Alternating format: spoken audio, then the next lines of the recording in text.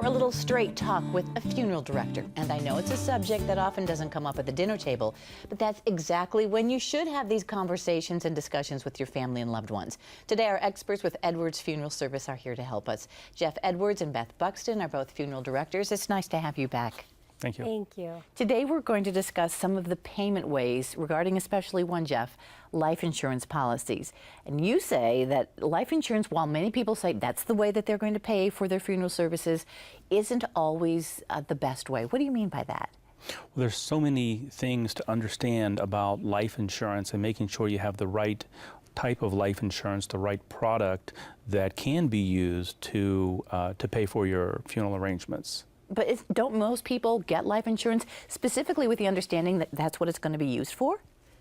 At least part of it. A lot of people do, and that's a good thing. At least they're thinking in the right direction.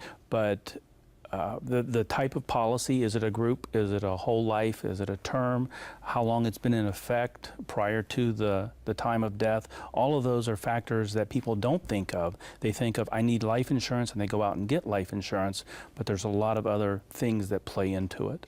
But there have been occasions when a family's made arrangements, they come to see you, all of a sudden they realize that that life insurance policy they thought was going to cover things isn't there.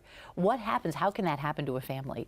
That happens more often than people realize. Wow. It's sometimes people get in a financial bind. They may borrow against a policy, so that lowers the death benefit of that policy. There's times we've had families come in and they didn't realize that mom or dad cashed in their policy and used it for something else, and they thought that policy was going to pay for their funeral arrangement, and it just doesn't. Sometimes, unfortunately, you're finding this out, or the family's finding it out, at a time that is a very difficult time for them, and you add this on top of it, right? That's correct. It really is.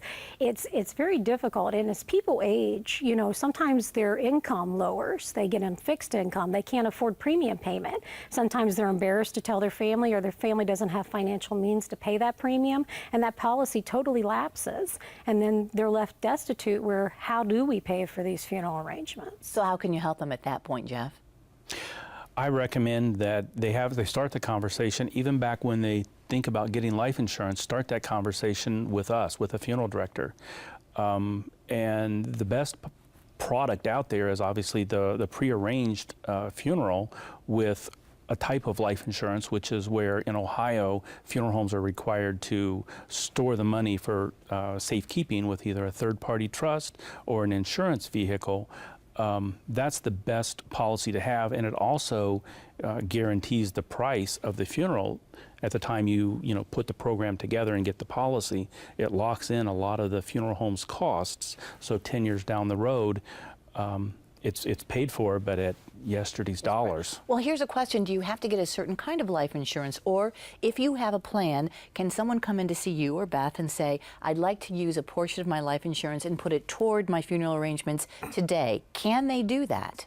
They can do that and set aside and pre-assign a set amount. Okay, it's called pre-assigning. But it does not lock in today's costs doing it that way. Gotcha. But so there are policies you can get that do lock it in, so you have the benefit of knowing it's there and getting a better price. And the security of knowing that it's paid for, after it's, years down the road. Beth, we've been talking about the benefits of seeing you people before you really need that immediate services of what you offer. What other ways can people put aside money then in order to pay for a funeral, or to know that that's what they want to do, but pre-planning? I would say basically people can do a lot of things. They can have savings, but savings can be depleted. If illness occurs, someone gets placed into a nursing home, those funds can go away quickly. So that may not be the best way to make sure that your funeral costs are covered. Life insurance is a great product. Most people buy life insurance, like you said, for a death, but at the same time, they can leave a legacy behind for their family. It depends on what their goals truly are. And I think life insurance agents play a big role in that. They need to educate the family, make sure what those goals are, and help them purchase a product that will meet those goals. And once again, great education from you both. And Jeff, I know if people want to know more, they should come to see you and sit down, so everybody's case is different and you can talk them through it. At least give us a call. All right, yes. Jeff, Beth, thank you so much. Thank you. Nice to see you. Thank you.